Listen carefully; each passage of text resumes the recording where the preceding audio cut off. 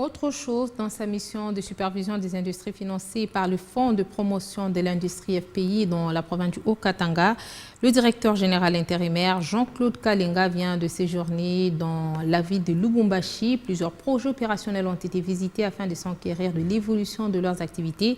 Parmi ces projets figure l'usine de fabrication d'emballage de la société MAC Industrie SARL, la boulangerie Allegria, la charcuterie Manoa, l'usine de peinture Aerolux, la minoterie et des établissements Mukala et aussi la ferme agricole Congo Œuf.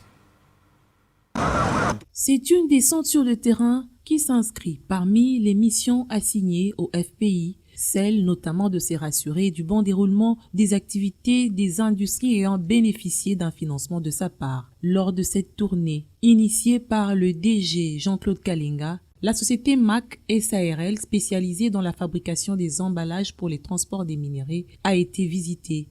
Cette unité est en difficulté d'ordre opérationnel, d'où la stratégie de négociation avec une autre industrie spécialisée dans la production des emballages biodégradables installée dans la province du Congo central, Bac Intsak, en vue d'une éventuelle reprise.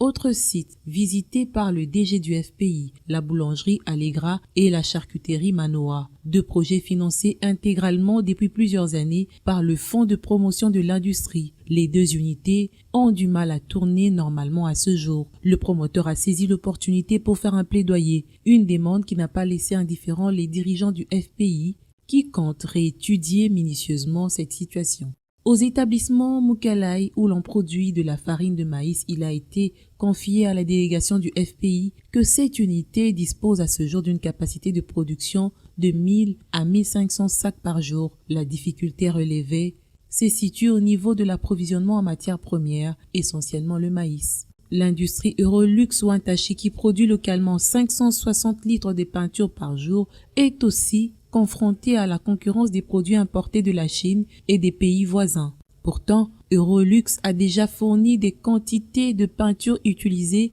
dans quelques édifices publics dans la ville cuprifère à la grande satisfaction de la population.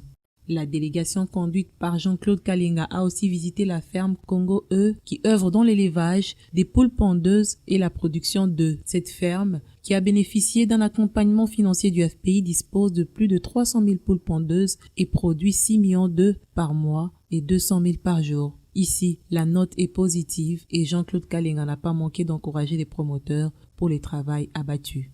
Toutes ces plaintes et difficultés relevées par les promoteurs industriels transmises au FPI ont été bien reçues et rapportées ensuite par le DG du FPI au gouverneur de la province du Haut-Katanga, Jacques Kiaboula. Le souhait émis par le FPI est de raffermir la chaîne des valeurs dans les circuits industriels du Haut-Katanga. Nous avons pour mission le financement du secteur industriel, donc la transformation de matières, et nous sommes présents, nous répondons à l'appel de la province du Katanga.